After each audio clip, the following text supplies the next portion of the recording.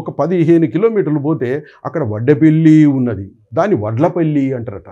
అది ఏమిటి అన్న, ఓ ఎందుకు అర్థమైందో మీరు రాండి సార్ అన్నాడు. నేను వెళుతుంటే తెలిసింది నాకు వడ్లపల్లి అది.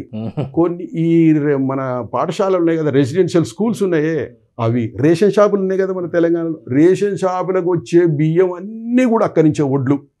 కొన్ని లక్షల టన్నుల బియ్యం వడ్లు, 1-2 కాదు, కొన్ని లక్షలు ఉన్నాయి అక్కడ టన్నులు మొత్తం పోసిన్నాయి. మన రోడ్డు మీద వెళ్తుంటే ఆ రోడ్డు మీద ఆరబోసిళ్ళు, ఆ రోడ్డుకు మన వెహికల్ పోయేంతే ఉంటుంది ప్లేసు, ఇక మిగతా దాంట్లో వడ్లే. ఎన్ని అంటే ఒక 20-30 కిలోమీటర్ల దూరం అట్లే ఉన్నాయి అవి.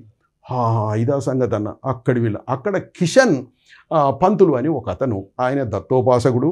వారు దత్తాత్రేయ మందిరం కట్టి ఏం చేసిండు, ఈ గవర్నమెంట్ నుంచి లారీలు వస్తాయి, ఆ లారీలకు ఈ కాంటా వేస్తారు. కాంటా వేసిన తర్వాత హమాలీల ఛార్జీలలో ₹1 పెంచిళ్ళు ఎక్కువ.